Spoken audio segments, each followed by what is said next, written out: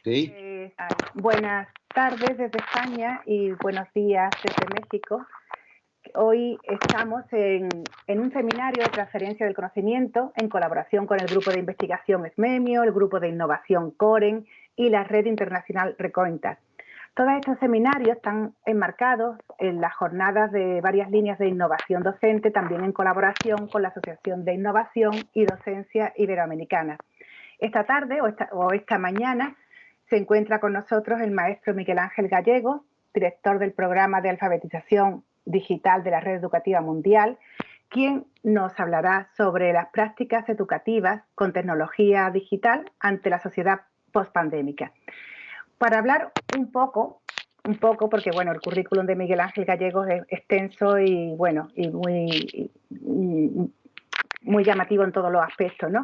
Pues Miguel Ángel es docente, investigador, es doctorante en Ciencias Sociales en el área de Sociedad y Educación, maestro en Desarrollo y Planeación de la Educación y licenciado en Administración por la Universidad Autónoma Metropolitana, la Unidad Xochimilco, en la Ciudad de México. Cuenta con los diplomados en calidad educativa y competencias docentes y diseño de proyectos de educación a distancia. También es articulista en diferentes medios de comunicación y participa como ponente en eventos relacionados con educación, tecnología y sociedad. Ha contribuido en diferentes proyectos para la mejora de la educación y el uso de las tecnologías de la información y la comunicación, tanto en escuelas secundarias como en otras organizaciones. Es director del programa de alfabetización digital de la Red Educativa Mundial, REDEN. Es un proyecto que integra la colaboración en línea de cerca de 100 especialistas en tecnología educativa distribuidos en más de 10 países de Latinoamérica y bueno, también en Europa, ¿no? Es coautor del libro Las políticas educativas en México, problemas y desafíos, y también ha estado becado, él me corregirá si me equivoco en algo, por el Consejo Nacional de Ciencia y Tecnología y actualmente lleva a cabo la investigación educativa a la Universidad en la Era Digital. Esto dentro de las múltiples cosas que hace Miguel Ángel Gallego y que esta tarde tenemos el honor y yo tengo el placer de presentarte, Miguel Ángel, y bueno, pues la plataforma es tuya, la red es tuya y estamos encantadas de escuchar lo que nos vas a transmitir esta tarde.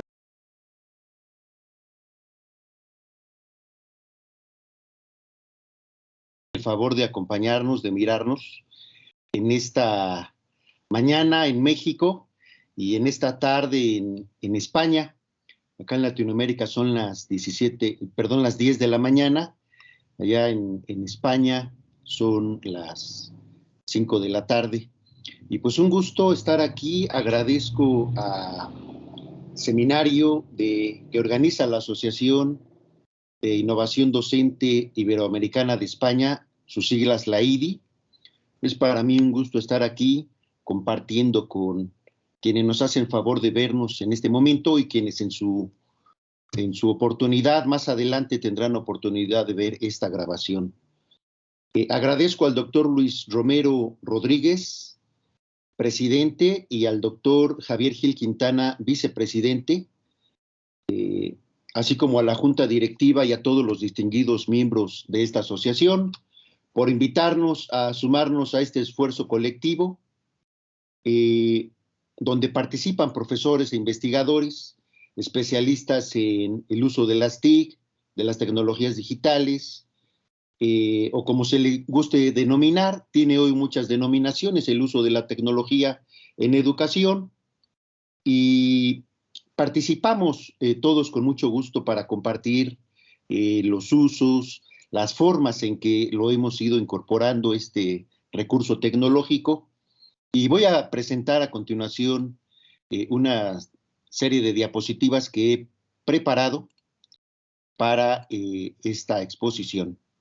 Esta participación de un servidor abocado en el seminario que organiza la Asociación de Innovación Docente Iberoamericana, la IDI.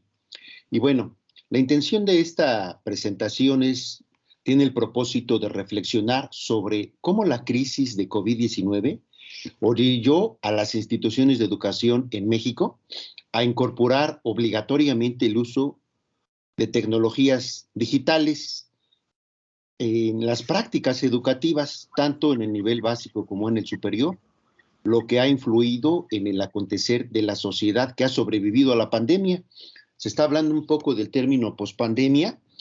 No podemos señalar puntualmente que ya dejamos atrás, porque todavía estamos con las medidas preventivas de cuidados. Hay enfermedades todavía no hemos cruzado, digamos, la línea de transitar a donde ya pudiéramos señalar como que no hay pandemia. Todavía estamos inmersos, obviamente aunque con menor rango.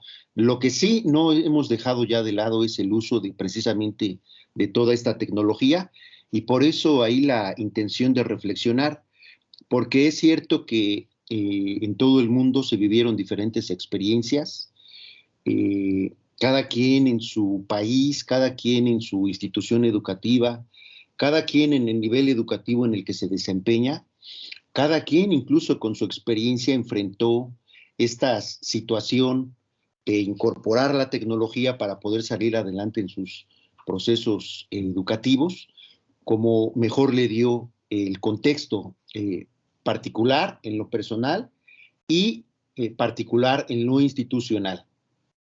En el contexto mexicano tiene algunas coincidencias porque justo en el año 2018 tuvimos cambio de gobierno, hubo un ajuste ahí en las autoridades gubernamentales y por tanto en las autoridades educativas, y asimismo también en el proyecto educativo que se ha venido planteando, ya que se hizo de lado de alguna forma lo que se había ido construyendo a lo largo de los últimos 30 años, que había sido un proyecto de alguna forma permanente. A la Secretaría de Educación Pública, también coincidentemente el año pasado, cumplió 100 años de vida. La Secretaría de Educación Pública, por sus siglas la SEP es la institución encargada de dar las directrices para que se lleve a cabo el proceso educativo en los diferentes niveles. Pero llegamos justo al centenario cuando estábamos en el apogeo de la pandemia. Esta dependencia, entonces, la SEP, se encarga de orientar desde el nivel más inferior, que es preescolar, primaria, secundaria, que compone la educación básica en México. También instruye, guía, orienta a la educación media superior, que tiene que ver con el bachillerato, y también instruye, dicta pautas a la educación superior, que tiene que ver obviamente con licenciatura y posgrado en sus diferentes niveles. Entonces, esta institución cobra gran relevancia e influye de una u otra forma en el quehacer educativo en todas las instituciones en México, desde las públicas hasta las privadas. Y asimismo, la política educativa se ve, como mencioné hace un momento, se ha visto transformada, porque el nuevo gobierno, instaurado a partir de 2018, asumió las riendas del proyecto, en este caso educativo, y se propuso hacer modificaciones a la normatividad, incluso a la legislación, a la creación de instituciones, y todo ello tiene que ver con lo que sucede en algo que a nosotros nos interesa en esta mañana mucho, que es la práctica educativa. ¿Por qué? Porque estas modificaciones normativas van regulando, van dando vida, van dando sentido al quehacer de la institución. Sin embargo, muchas veces quienes ocupan un lugar en el poder, en el gobierno, como tomadores de decisión en la educación en este caso, piensan que porque se hacen modificaciones a lo normativo, lo que sucederá en las aulas escolares, lo que sucederá en las escuelas, se va a dar por decreto, pero la verdad es que no sucede así. Me permito citar al doctor Gregorio Hernández Zamora, quien hace poco mencionó que cuando un gobierno en turno decide poner o hacer reformas a sus proyectos educativos, involucrando en estas reformas planes y programas, enfoques, materiales educativos, exige a todos los actores y sobre todo a los profesores, al mismo tiempo les exige con esta propuesta de reforma, el gobierno exige a los docentes aplicar el currículum que ellos construyen de manera obligatoria, de manera única, y por tanto eso impide que los docentes y profesores en cualquier nivel educativo, en este caso hablaría de educación básica, tome sus propias decisiones, lleve a cabo sus propias prácticas, haga uso de sus propios recursos y materiales educativos, es decir, pierde cierta autonomía y a veces hay una confusión entre dirigir un proyecto educativo y en dar una libertad a los docentes y por tanto también a los estudiantes, a los alumnos. La práctica educativa tiene que estar ajena, tiene que estar libre de la influencia política, pero muchas veces no sucede así. Eso conviene destacarlo. El mismo doctor Gregorio Hernández también nos habla que en México los investigadores educativos estamos muy conscientes de que la educación no cambia por decreto, como se mencionó. Los cambios verdaderos son lentos, son graduales, porque implican procesos, prácticas, costumbres, culturas y relaciones institucionales en las aulas, en las escuelas, y por tanto lo que dice el papel no es lo que sucede en la operatividad o en el campo y práctica educativa. Por ello conviene ir considerando estos elementos porque, como mencionaba, en México estamos enfrentando esta situación.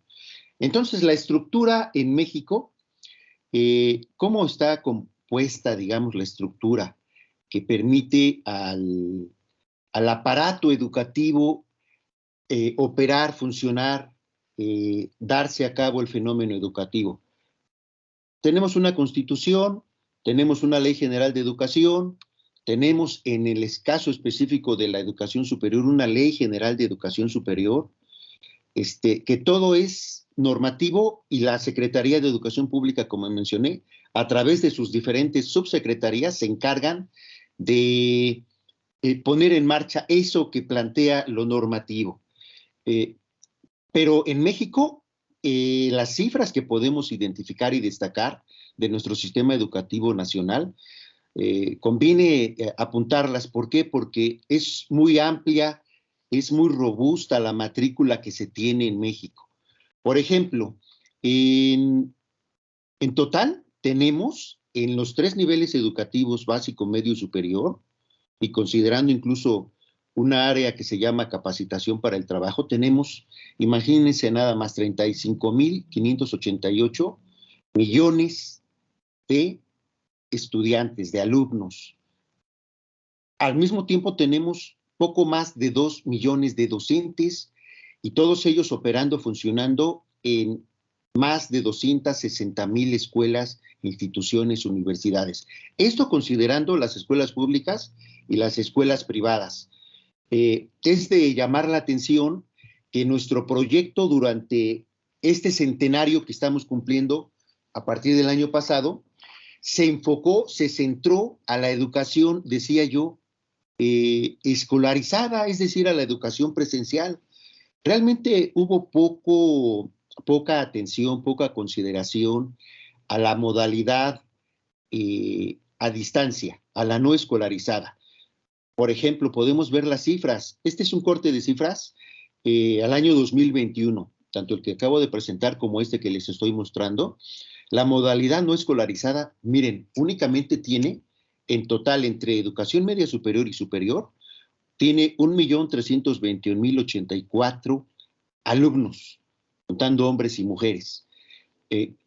Es totalmente una gran diferencia la que se tiene en la educación presencial y en la educación no presencial.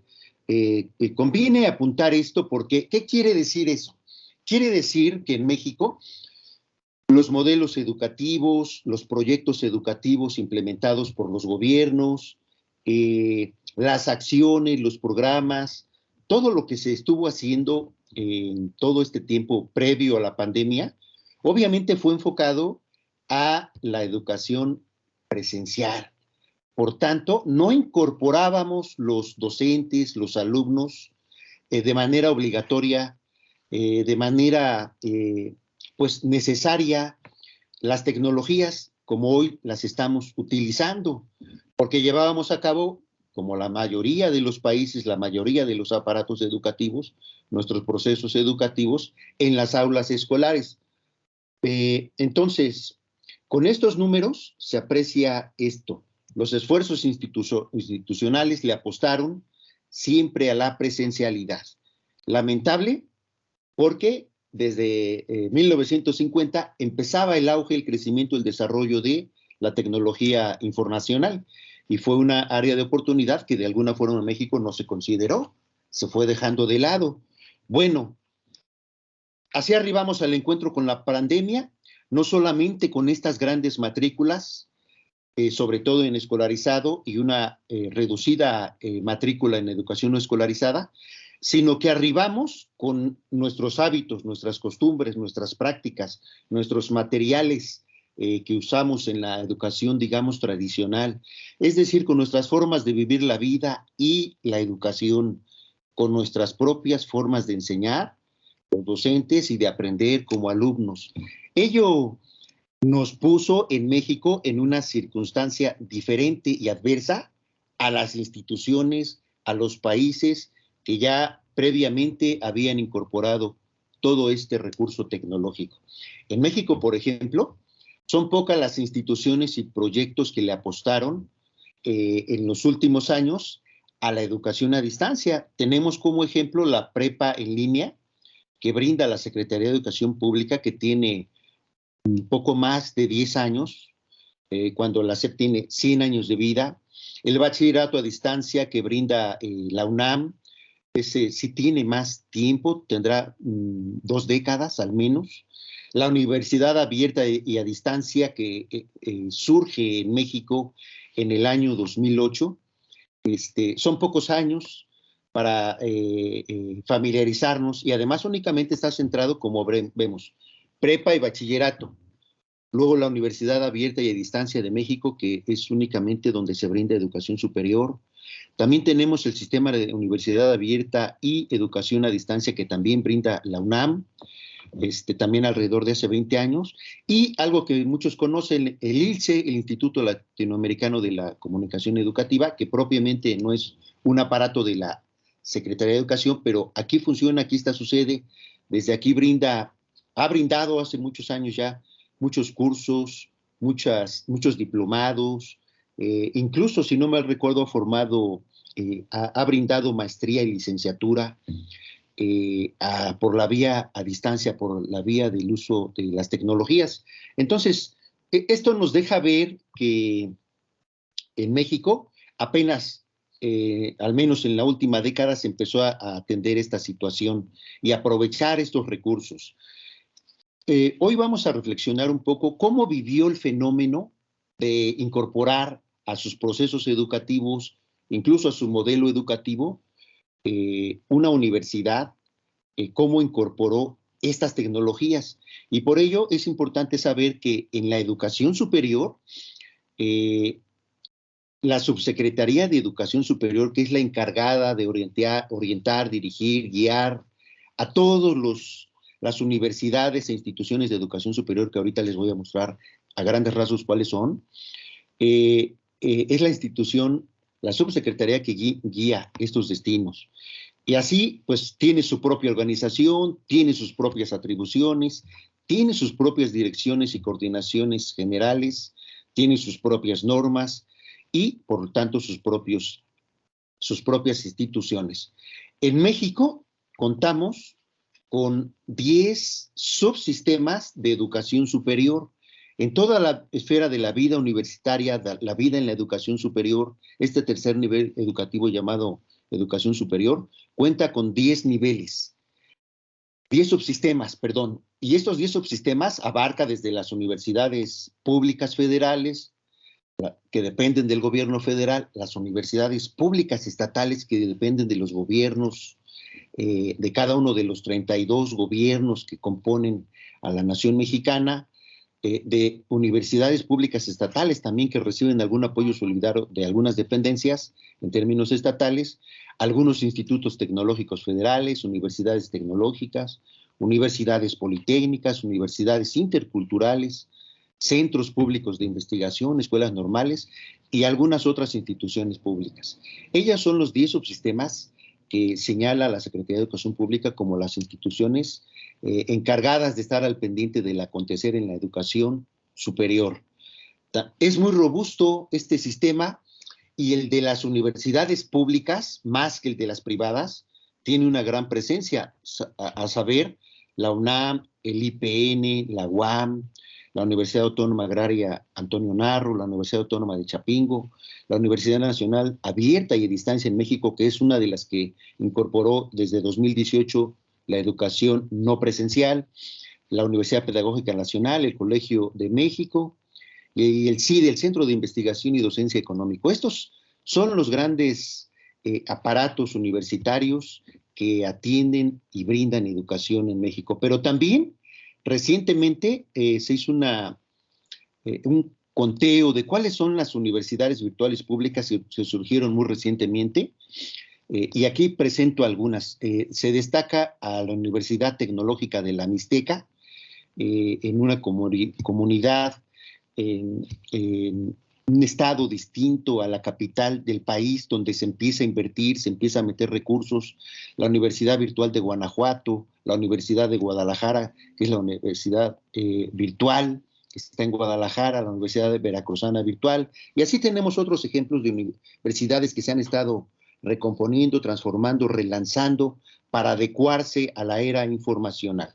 Entonces, cabe destacar que en México la incorporación de la tecnología ha venido pasando por diferentes momentos. Sin embargo, llegamos al año 2020, donde esta pandemia obliga a toda esa infraestructura de universidades, de instituciones de educación media superior, de instituciones de educación básica, nos obliga a todos a entrarle al tema del trabajo a la distancia, lo que nos lleva en un segundo momento a incorporar tecnología digital, tecnologías de información y comunicación, recursos, herramientas digitales, plataformas electrónicas y todo lo que hoy sabemos que existe. Nos vemos obligados a incorporarlos, no por un proyecto meramente educativo, sino por una necesidad de sobrevivir y al mismo tiempo de dar continuidad, como señaló en su momento la ONU y la UNESCO, de dar continuidad a la actividad económica sin poner en riesgo a las personas, sin poner en riesgo su salud. Entonces, fue una circunstancia social la que obligó en México, como en muchas partes del mundo, a incorporar toda esta tecnología y, por tanto, a modificar las viejas prácticas educativas. La ONU en 2020 construyó algunos documentos como el de responsabilidad compartida, solidaridad mundial, eso fue en marzo de 2021, y justo en abril saca una propuesta para atender la actividad socioeconómica, donde instruye a los gobiernos del mundo a que lleven a cabo medidas, tomen a cabo, echen a andar proyectos, implementen programas para auxiliándose, como lo señala uno de sus documentos, auxiliarse de diferentes recursos para que la vida económica, la vida social, la vida educativa no detuviera su marcha. Entonces, estos dos institutos, la ONU y la UNESCO, fueron quienes sentaron las bases a través de esta normatividad que construyeron para construir el concepto llamado nueva normalidad. Ese concepto llamado nueva normalidad es el que se empezó a manejar a partir de abril y mayo de 2020, envolviendo a la sociedad, envolviendo a los sujetos que estábamos entrando a un nuevo escenario que nos obligara, quisiéramos o no, a entrarle al mundo digital. Hay un doctor, Javier Contreras, que está haciendo un trabajo donde dice que Probablemente las empresas tecnológicas tuvieron que ver alguna influencia para orillar prácticamente a toda la humanidad a entrarle a este mundo digital, a este mundo virtual. Entonces, es destacable ello porque ello fue tendiendo el camino para que todas las instituciones educativas incorporaran estas tecnologías. Sí es cierto que lo hicieron a la distancia, invitando a los docentes, a los alumnos, a los propios padres de familia a sumarse, pero ya estamos caminando y acercándonos, la mayoría de las instituciones, a la presencialidad, y aún así seguimos utilizando todos estos recursos, afortunadamente, porque ya sabemos que son complementos que nos pueden fortalecer y pueden coadyuvar a nuestro quehacer educativo. Entonces, estos documentos valdrá la pena revisarlos. Este marco de la ONU para la respuesta socioeconómica a COVID-19 vale la pena echarle una revisada. Ahí se señala que se tenían que implementar programas, como ya mencioné, donde se brindara desde acceso y préstamo de equipos de cómputo, donde se fomentara la conectividad a Internet, donde se llevaran a cabo alianzas entre las instituciones públicas y privadas para poner a la disposición de toda la comunidad todos los recursos. Un caso que yo puedo compartir de experiencia propia, en educación básica, donde tengo también oportunidad de desempeñarme, la Secretaría de Educación, al menos en la Ciudad de México, hizo convenio con Microsoft y con Google para brindar a los docentes y a los alumnos todos los recursos de que estas dos empresas disponen. Se brindaron los recursos, se empezaron a utilizar de manera gratuita todas las suites, se pusieron a la disposición, y ello responde a esta sugerencia de alianza entre el sector público y el privado para continuar con este trabajo.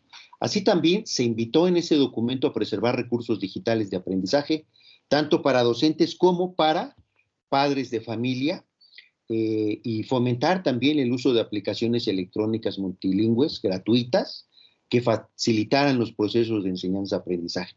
Entonces, hemos ido caminando en medio de la pandemia, pero también hemos ido caminando en un mundo de construcción sociotecnológica, donde la vida sociotecnológica digital, donde la vida a la que estábamos acostumbradas las personas era de una forma, no necesariamente con el uso diario, permanente, constante de recursos tecnológicos. Solamente se daba en algunos espacios, en algunos lugares, en algunas instituciones. Pero ahora ya todos lo vemos, todos dependemos totalmente de lo que sucede. Bueno,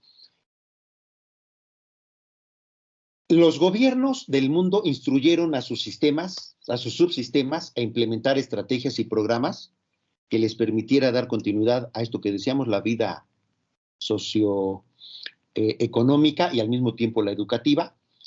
Y yo quiero compartir un poco sobre cómo se fue construyendo, cómo se llevó a cabo la situación de poner en marcha ese programa en la Universidad Autónoma Metropolitana. Esta universidad nació en el año 1973. Estamos en el marco de sus 50 años, arribando a sus 50 años, pero cuando se presenta la pandemia, esta universidad tenía 48 años de vida. Y esta gran universidad en México la componen 5 unidades: Azcapotzalco, Xochimilco, Iztapalapa, y posteriormente, entre 2005 y 2009, surgen 2 unidades más, la unidad Ledma y la Huancoajimalpa. Esta institución en su conjunto alberga más de 50,000 alumnos, y una gran cantidad también de docentes y de equipo administrativo, funcionario y directivo.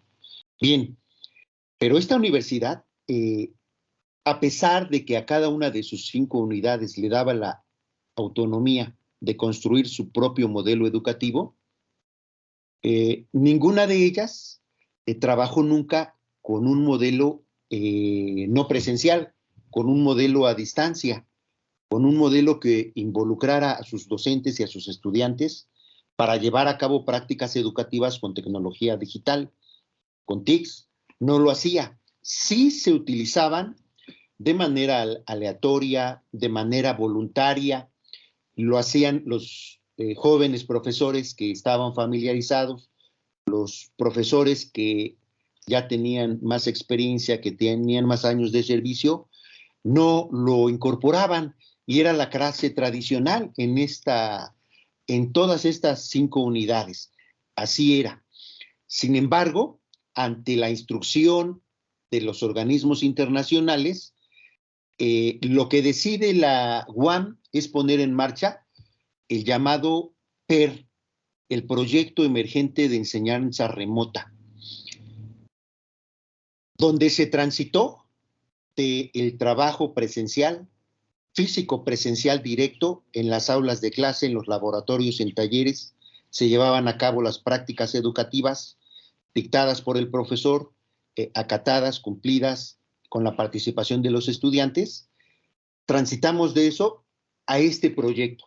Este proyecto fue consensado en todo el colegio académico de la propia UAM, que lo componen desde las autoridades, los docentes, estudiantes, administrativos, es decir, se consensó. No fue una imposición como tal, se puso a discusión, se escucharon diferentes voces, hubo cierta resistencia por un pequeño sector de estudiantes que decían que no iba a ser posible salir adelante con un trabajo remoto, a distancia. Sin embargo, hoy que ya tenemos prácticamente 4 trimestres, porque la UAM trabaja por trimestres, los números son favorables. La comunidad, tanto de docentes como de estudiantes, se fue familiarizando con el uso de todo esto que se brindó. ¿Qué proponía el llamado PER?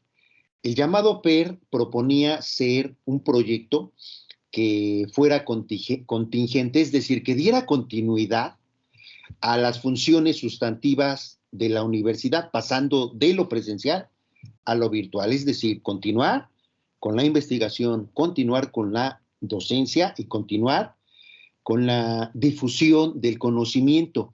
Sin duda que esto se pudo llevar a cabo, simplemente no había la costumbre, pero obviamente que se sacó adelante.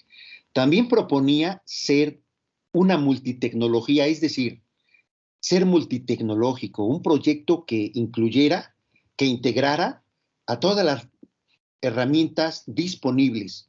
¿Para qué? Para intercomunicarnos, para interactuar entre los estudiantes, entre los docentes con los funcionarios, con los administrativos, para llevar a cabo diferentes tareas que a cada uno le compete. También se propuso que fuera flexible este proyecto. ¿Por qué?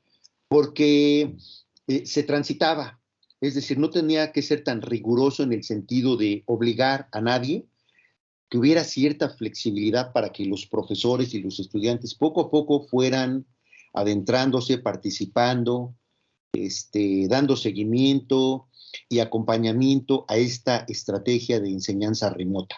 Y finalmente el cuarto concepto fue que debería ser incluyente, es decir, muchas personas, muchos estudiantes, la mayoría de los estudiantes tal vez, no solamente en esta universidad, sino en cualquier otra, o incluso en educación básica, en educación media superior, no todos tenían acceso a los recursos tecnológicos. Damos por hecho que todos deben tener, pero no necesariamente. Hay comunidades donde los recursos no son vastos, no permiten adquirir tecnología, pero el PER, este programa, este proyecto, lo que se propuso fue dotar, becar, entregar los dispositivos para que los jóvenes pudieran participar, es decir, los incluyó. Entonces, sí se cumplió con estos 4 puntos, estos 4 elementos para su implementación: ser contingente, ser multitecnología, ser flexible y ser incluyente. Se cumplió y gracias a ello se pudo poner en marcha justo en el primer por primera ocasión en el trimestre escolar 2020 de invierno. Es decir, en ese trimestre del año 2020 fue la primera ocasión, fue algo histórico para esta universidad y para sus agentes educativos, vivir el proceso enseñanza-aprendizaje por la vía de a la distancia, por la vía remota, por la vía no presencial. Y tenemos varios elementos que tenemos que descartar de esta vivencia, de esta experiencia que tuvieron a bien llevar a cabo los actores de esta institución. Seguramente es muy semejante lo que se vivió en esta universidad en México a otras instituciones, a otras universidades o aparatos de educación superior. Ya vimos que tenemos 10 subsistemas, ya vimos que tenemos un gran número de instituciones públicas, un gran número también de instituciones privadas, y seguramente se vivió cada una a su forma particular, pero hubo semejanzas en estas condiciones a las que llegamos a la pandemia. Ya narramos un poco por qué. Entonces, la práctica educativa involucra, como ya sabemos, diferentes secuencias de actividades, diferentes relaciones interactivas entre los propios alumnos, entre los docentes con los estudiantes, implica una organización social, implica un espacio y un tiempo dedicado a llevar a cabo esa práctica educativa, implica abordar contenidos, implica utilizar materiales, utilizar recursos, los llamados materiales educativos, tan apuntados, tan destacados aquí en México, implica estas prácticas educativas poner criterios y poner formas de evaluación. Esto que nos señala Antonio Zavala, que es la práctica educativa, es un fenómeno que se presenta en la educación presencial en cualquier nivel educativo, pero lo que hoy varió, lo que tuvo su diferencia fue hacer uso de nuevos dispositivos, hacer uso de nuevos materiales, hacer uso de nuevos recursos, y eso le puso un plus. ¿Qué hicimos? ¿Qué se hizo en específico en una de las unidades de la Universidad Autónoma Metropolitana? Aunque cada unidad hizo su propia valoración, en la UAM Xochimilco, por eso lo apunté aquí, en la UAM Xochimilco se hizo una consulta sobre cuáles habían sido los recursos y dispositivos más utilizados, tanto por alumnos como por docentes. Y quiero compartir un poco que los resultados que aquí se identifican, que se pudieron obtener después de consultar a una muestra significativa tanto de docentes como de estudiantes de esta universidad, donde los dispositivos que los estudiantes, que los alumnos más utilizaron, fue en este orden: el teléfono inteligente o smartphone, la computadora de escritorio o laptop personal, la computadora compartida, porque ya mencionamos que no todos tienen acceso, no es propia muchas veces el dispositivo, tiene que ser compartido con alguien, y también se utilizó, se utilizó en ese rango, la tableta en sus diferentes versiones y modalidades que tenemos acceso, también fue muy utilizada, y la computadora de escritorio, pero en un lugar donde se renta, es decir, en los llamados, denominados café internet. Estos son los dispositivos a que los jóvenes en esta universidad tuvieron mayor acceso. Obviamente que son los más demandados, pero llama la atención, como podemos observar en la vida escolar, en diferentes instituciones, que el que más se ocupa normalmente es el teléfono inteligente. Sin embargo, muchas veces se ocupa para fines sociales más que para educativos. Sucedía antes de la pandemia. Hoy, sin duda que muchos profesores, muchos alumnos, le han dado un nuevo sentido a ese dispositivo móvil, a teléfono inteligente, y lo han incorporado como un recurso, como un instrumento que puede complementar el proceso educativo. Bien, ¿qué recursos también utilizaron mayormente los alumnos en esta universidad? Cabe destacar que la zombimanía estuvo en todo su auge entre 2020 y 2021, y fue la plataforma Zoom fue la más utilizada, tanto por profesores como por estudiantes. Cabe destacar que la universidad también brindó a los propios profesores este recurso de manera gratuita para que lo incorporaran a sus prácticas. Muchos profesores totalmente desconocían, hubo una capacitación para este personal, para que se familiarizaran con las diferentes plataformas, en específico esta denominada, y fue la que más se utilizó, tanto por términos voluntarios como por indicación del profesor. También el WhatsApp, el correo institucional se comenzó a utilizar bastante, las nubes de almacenamiento, las diferentes nubes que tenemos hoy acceso para resguardar y almacenar la información. También el correo no institucional se empezó a tener mucha demanda, se empezó a utilizar mucho por los estudiantes. El canal de YouTube, los diferentes canales, los diferentes videos, fue un recurso que ocuparon tanto estudiantes para retroalimentar, tanto profesores para compartir algún tema, alguna temática, algún punto que estaban observando. Las aulas virtuales comerciales, en este caso Classroom, Teams, Edmodo y algunas otras fueron también demandadas. Y en última instancia, este tipo de plataformas de videoconferencias, Meet, Teams, Webex, Skype, Jeans y alguna otra, fueron las que más utilizaron. Llama la atención que en ese trimestre, en el año 2020, en ese primer trimestre, esto fue lo que más se utilizó, y nosotros lo dividimos como dispositivos y recursos. El dispositivo es el artefacto, es el instrumento que nos permite estar en comunicación, que permite vincular, pero los recursos son los que permiten esta interacción, vivir estos procesos incluso de aprendizaje. Y el PER, entonces, el programa de enseñanza y remota, de educación remota, fue un proyecto que incorporó estos recursos. Hablamos de las multitecnologías, que nosotros las dividimos en dispositivos y recursos, y algo que conviene destacar es que no necesariamente por usar estas tecnologías se dio a cabo un fenómeno de aprendizaje, o como se esperaba, no se logró. Cabero y Andión nos hablan de que se pasa por 4 momentos: el buen uso, la buena apropiación de todos los recursos tecnológicos. El primero es el acceso, tener acceso al dispositivo, tener acceso a la tecnología, y de manera inmediata en términos de mayor rapidez de uso. Los usuarios siempre cuando acceden a la tecnología lo hacen con un uso social.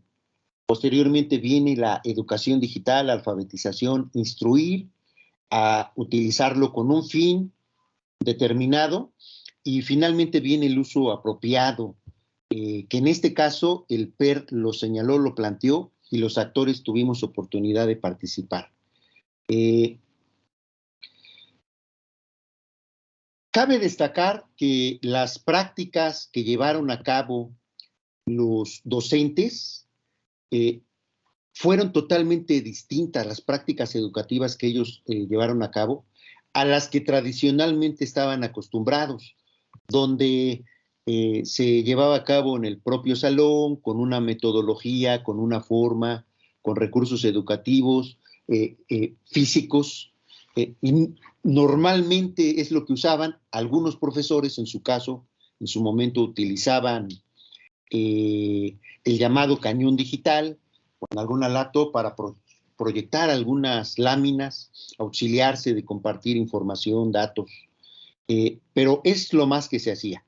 Y en ese trimestre, las prácticas llevadas a cabo entre docentes y estudiantes involucraron todos estos recursos. Los docentes también, en la consulta que se les hizo, ellos señalaron que se auxiliaron mucho para su práctica docente de los videos en YouTube, de las nubes de almacenamiento, de algunas pizarras electrónicas, de cámaras y algunos otros dispositivos. Aquí A los docentes no se les preguntó por separado qué recursos ocupaste y qué dispositivos.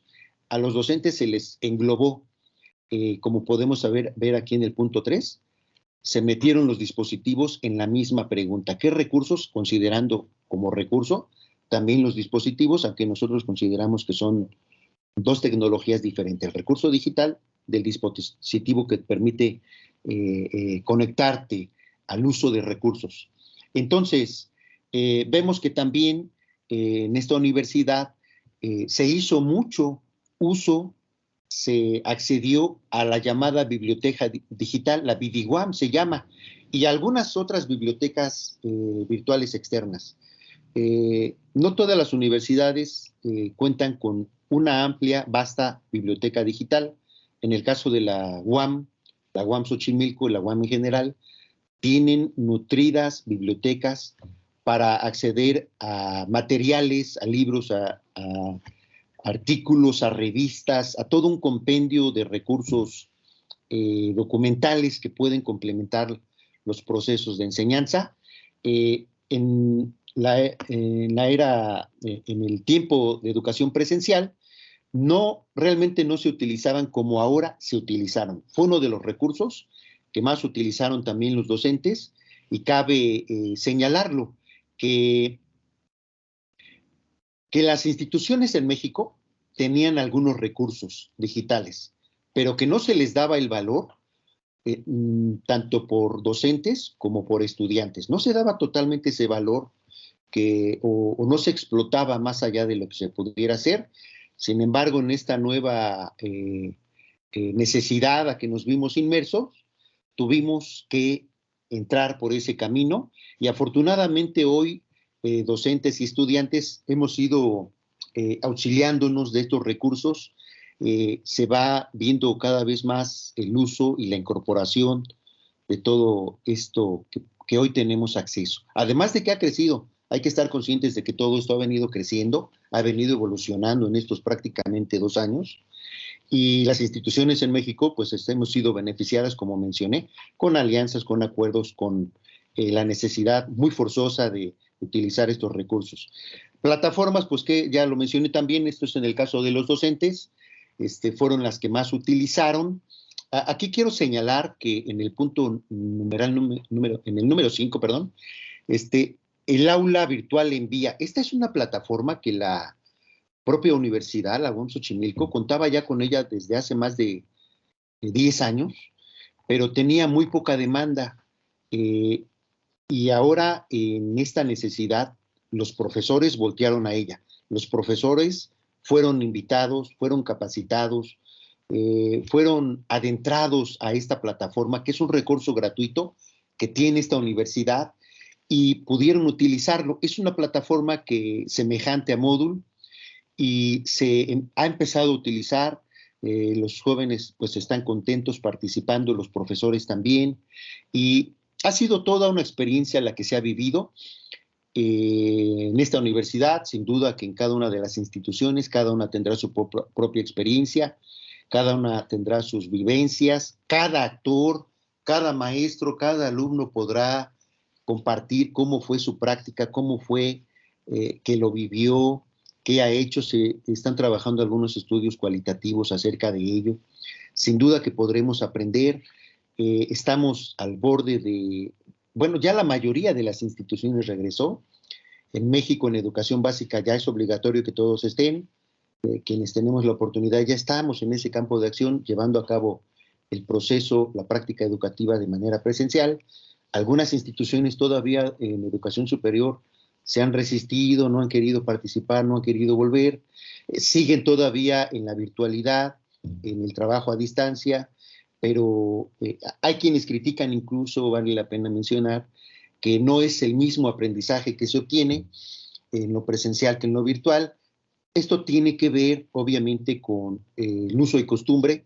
Ya mencionamos que en México no se tenía, estamos adentrándonos, conociendo, y bueno, más o menos por ahí va la experiencia que hemos ido teniendo en esta universidad y en México. Algunas conclusiones que podemos destacar acerca de esta experiencia es que la UAM Xochimilco, en el marco de sus 50 aniversario, vive un momento de profunda transformación en que los agentes deben comenzar a repensar el papel que tienen en este concierto de pandemia, pero también en esta pospandemia que ya está inmediata. Vamos a dejar de utilizar las tecnologías, vamos a seguirlas incorporando en la presencialidad cuando nos reunimos en el salón de clases o cuando salimos de él. Va a haber el compromiso de los profesores, va a haber el compromiso de los estudiantes de seguir haciendo uso de todos estos recursos que pueden complementar, que pueden auxiliar, que es una necesidad además porque también lo vimos en esta actividad económica en pandemia, que el trabajo se empezó a hacer por la vía a la distancia, por la vía remota, por la vía virtual, digital. Entonces, no es una cosa que se tenga que ser opcional, sino que es una necesidad. ¿Por qué? Porque la sociedad, nuestra sociedad ha cambiado, se ha transformado, está migrando a la era digital. Se habla de la era digital, de la era postdigital, y estamos en un momento donde no solamente la UAM, la mayoría de las universidades que no estaban acostumbradas a este trabajo a la distancia por la vía tecnológica, tendrán que repensarse, tendrán que relanzarse, tendrán que reconsiderar cuáles van a ser sus modelos educativos, cuáles van a ser sus propuestas de prácticas educativas para que los estudiantes en cada área del conocimiento, en cada disciplina, en cada asignatura, puedan irse empapando, puedan irse nutriendo cada vez de mejores conocimientos en esta incorporación de tecnología. Entonces, la vida universitaria y el proceso educativo en esta era de pandemia y en lo que se espera venir, que estamos viviendo en lo inmediato, fue posible solamente gracias al trabajo colaborativo. Salimos adelante entre docentes y estudiantes y sobre todo a la existencia y manejo de dispositivos, recursos y plataformas digitales que permitieron llevar a cabo interacciones, prácticas diferentes y, al menos en México, innovadoras. Obviamente esto tiene mayor o menor grado de innovación, mayor o menor grado de gusto, mayor o menor grado de participación, de acuerdo a los sujetos que participan, a los sujetos que nos quisieran compartir. Pueden ser estudiantes, pueden ser docentes. Cada uno está en esa libertad, por así decirlo. También vale la pena mencionar que ha habido un enorme consumo de tecnología digital que se ha dado en las universidades y en cualquier otro nivel educativo durante la pandemia. Eso es una muestra de que la universidad, lo que va a suceder al interior de cualquier aparato educativo, sistema, subsistema o micro institución educativa, depende de lo que sucede fuera de ese propio entorno. Es decir, lo que sucede en la sociedad influye, impacta, afecta, modifica la vida y la práctica educativa en cada institución. Por ello, hoy tenemos más que considerar esto, no solamente por el fenómeno de la pandemia que vivimos, sino por este auge, este crecimiento, este desarrollo, esta evolución, esta amplia gama de recursos digitales, de plataformas, de dispositivos que cada vez crecen y crecen más, que hay más oferta. No te acabas de aprender cómo se maneja una herramienta, un recurso, cuando ya está surgiendo otro o está yendo a otra fase. Entonces, hay un consumo excesivo. Lo que debe de hacer el aparato, los sistemas educativos, es valorar qué tanto utilizamos, en qué momento lo incorporamos, nos casamos por completo con eso o lo vemos como un complemento. Tiene que ver con esto que hablaba el doctor Gregorio Hernández, la autonomía del docente. ¿Dónde queda? Tiene que acatar lo que digan las autoridades, las instituciones, lo que diga la tecnología. ¿Es obligatorio o puede ser opcional? Porque esta interacción presencial, física, esta vida social que nos permite llevar a cabo la escuela, la universidad, eso es también riquísimo. Tiene que ver, sin duda, con el proyecto educativo, con el proyecto universitario de cada institución. Hay otros países donde así surgieron, con ese modelo, con esas prácticas, con esos hábitos, con esos consumos, y están acostumbrados a ello. pero hay aparatos como en este caso en México, en muchas de las instituciones, en este caso en la UAM, no se surgió así y tenemos que repensarnos. Entonces, también el uso de los dispositivos y recursos digitales son un elemento permanente en la vida cotidiana, ya se mencionó, tanto de los estudiantes como de los docentes, y debemos estar alertas sobre los retos y oportunidades que cada vez están presentándose más fuerte, más rápido, más exponencialmente en los tiempos de pospandemia que vamos a comenzar a vivir. No sabemos en qué momento, porque se pensaba que era un solo tipo de virus. Ya vimos que se está modificando, que está mudando, que está migrando, que se presenta y se manifiesta de diferentes formas. No nos deja dejar la pandemia, este virus, no nos deja volver a una forma única, porque estamos a la espera de los fenómenos que se están presentando.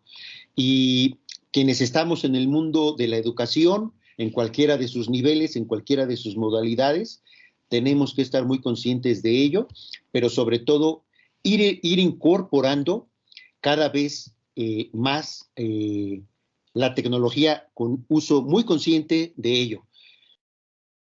La OCDE presentó un documento, un texto que me parece importante, vale la pena revisar, perfilando la transformación digital en América Latina para una mayor productividad, para una vida mejor. Presentan elementos muy importantes. Este documento es del año 2019, previo coincidentemente al surgimiento de la pandemia, donde se habla de cómo iba a venir esta revolución de tecnología para impactar a toda la sociedad, a los diferentes ámbitos de participación de las personas y sobre todo al mundo de la educación. Por ello, en México me permito comentar que en próximos días se va a presentar la guía para la formación docente y práctica escolar. Es un recurso que permite generar a cualquier actor educativo. Puede ser un estudiante, puede ser un docente de cualquiera de los niveles educativos, aprender a generar recursos educativos abiertos para que, siguiendo una serie de pasos, podamos incorporar a nuestras prácticas educativas cada vez más y mejores recursos que sirvan a los estudiantes y que sirvan al fin. Cierro mencionando que en lo personal, creo que lo más importante en la educación es formar buenos sujetos, buenos ciudadanos, que sean conscientes a estos llamados objetivos de desarrollo sostenible, donde nos invitan a que formemos personas que volteen a su entorno. No se trata de consumir dispositivos, no se trata de consumir tecnología, recursos, de incorporar la tecnología digital a los procesos educativos.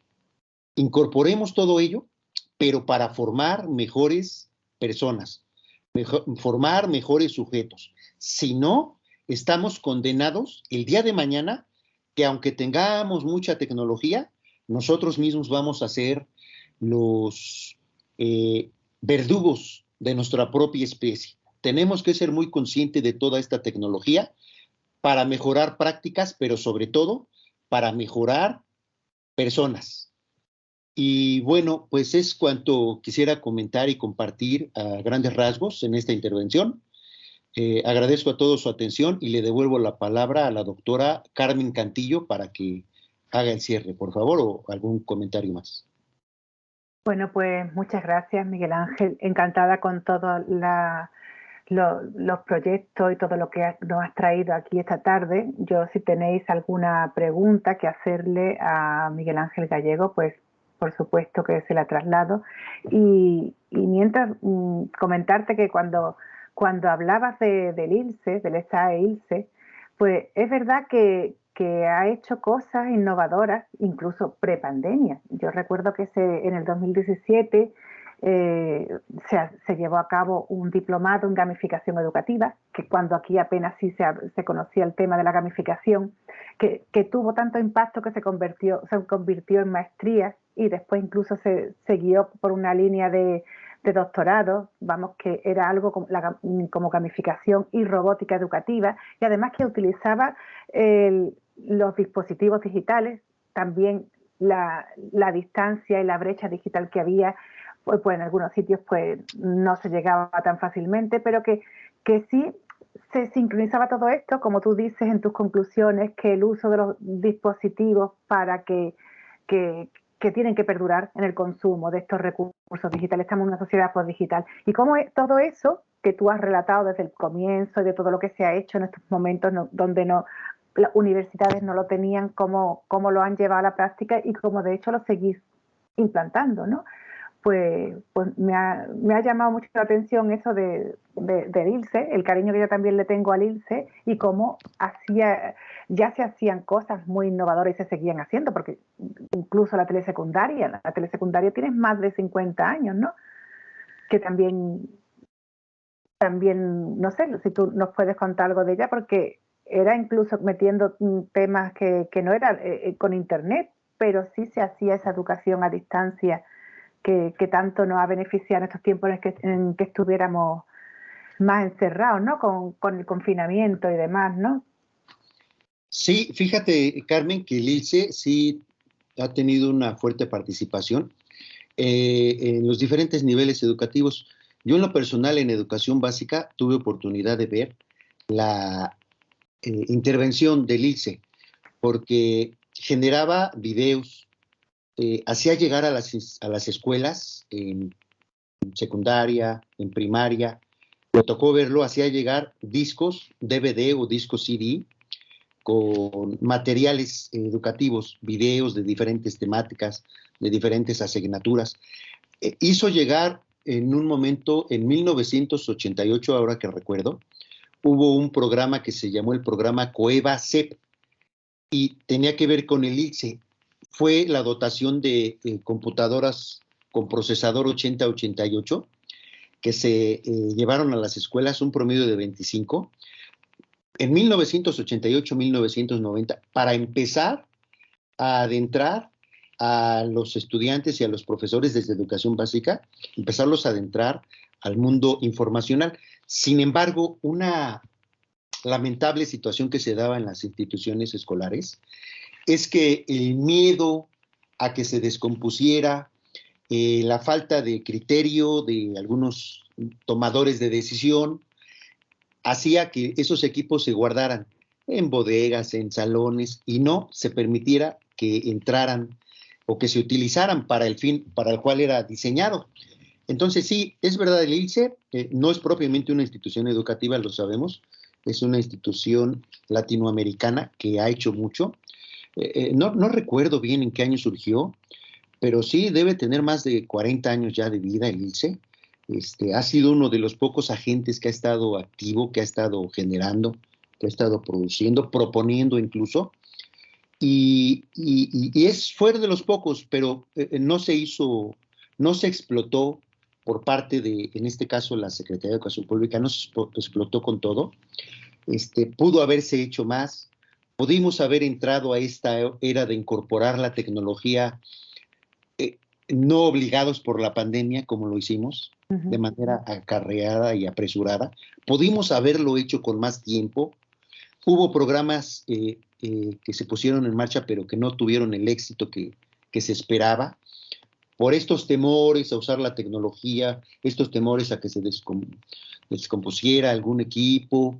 Entonces nos faltó, creo yo, madurez a las instituciones, a los tomadores de decisión, a los propios docentes, a los propios jóvenes, ¿no? En su momento en cada nivel, para ir penetrando. Entonces, bueno, sí se han hecho acciones, el ILSE hay que destacar, tienes razón, yo también lo quiero mucho al ILSE, he estado en algunas oportunidades por ahí, me da gusto que hayas participado en él también, en alguno de sus programas, y es reconocido, obviamente en cada momento de administración de esta institución, tiene sus altas y bajas, y esperemos que ahorita pues retome el camino, así como muchas otras instituciones en México que están retomando, que están apuntando, que están tratando de abonar y aportar al nuevo proyecto educativo que está planteando, en este caso, el gobierno actual, y que creo que todos debemos hacer sinergia para abonar a que incorporemos esta tecnología, a que vivamos nuevos procesos, a que tengamos mejores prácticas,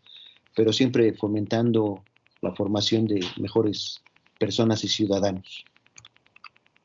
Sí, desde luego. Estoy mirando aquí y la primera aparición que hay del ILSE es como Escuela de Comunicación Educativa en 1970, o sea que ya tiene tiempo. Por ahí de cuando nace UNED, cuando nace la UAM. Sí.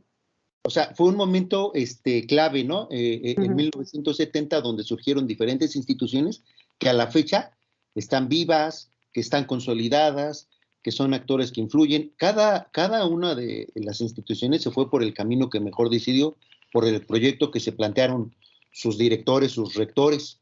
Pero hoy todos convergemos, ¿no?, en que es necesario adentrarnos a esta educación a distancia, virtual, en línea, remota, ¿no?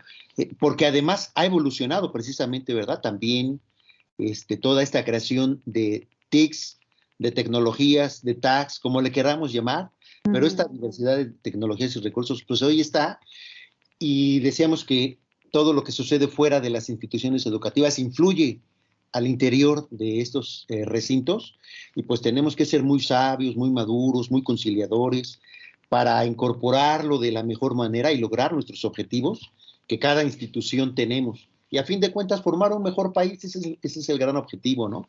La educación se brinda para formar mejores naciones, que la gente viva más contenta, más feliz, que todos alcancemos nuestros máximos.